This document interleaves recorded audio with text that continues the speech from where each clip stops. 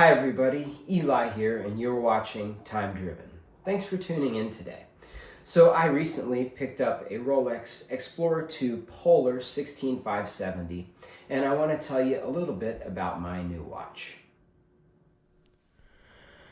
I walked into the Hardy Collection jewelry store at Nemacolin Resort on Christmas Day on a whim and stumbled upon the 16570 Polar Explorer 2. The white dial grabbed my attention immediately.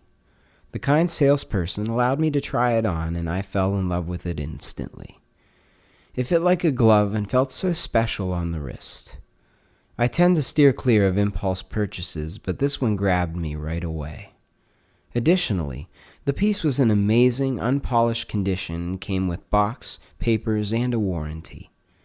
After a few minutes of thought, I took the $8,000 plunge on this piece. Since then, it has been glued to my wrist. Here's why I ultimately pulled the trigger. Rolex claims that the case measures 40 millimeters, but my measurements show the watch diameter is 39 millimeters. This, combined with its slim profile of 12.2 millimeters, allow it to wear really well on my 6-inch wrist. I find that it wears smaller and more comfortably than my 16710 Pepsi GMT.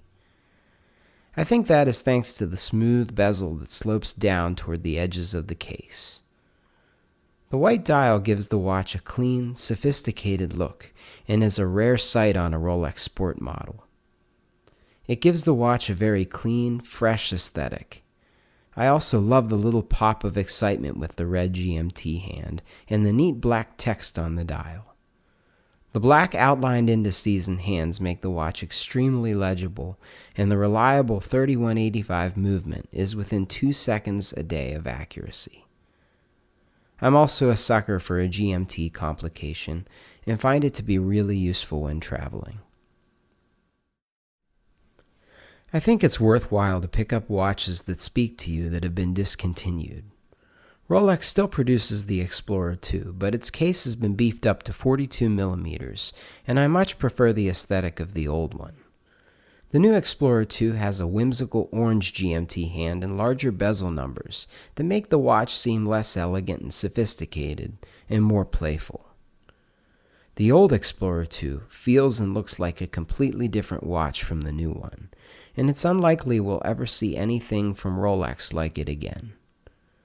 I also appreciate that the Rolex Explorer 2 flies under the radar and is a lesser known and more unique piece from Rolex. You rarely see them out in the wild. I owned a black dial Explorer 2 several years ago that I paid $4,000 for.